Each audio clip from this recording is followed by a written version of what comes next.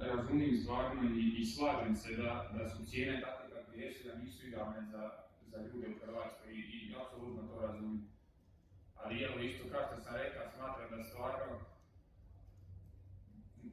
po meni, koliko smo mi samo karata dali, mislim da ljudi svi ni ti nisu došli.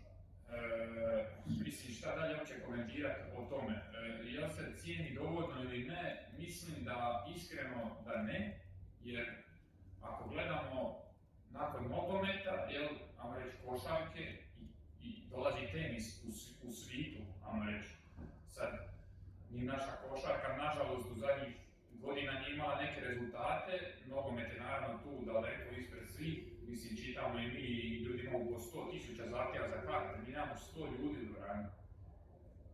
Reprezentacija koja je, kao što ste sami rekli, igrala finale, osvojila polufinale, ne znam, ja mislim iskreno da je to ok, ovi novi sistem možemo kriviti, ali mi igramo doma, znači igramo kod nas i ne znam, stvarno, ja mislim da se igra negdje van i da to ljudi stvarno puno više cijene nego možda naši. Šta je isto ok, mislim, to je tako kako je, ako mislim, ne možemo mi to promijeniti, mislim sad radimo, mi se borimo, dajemo sve od sebe i to će uvijek tako biti, bez obzira bilo to 100 ljudi, 100.000 ili niko, tako da.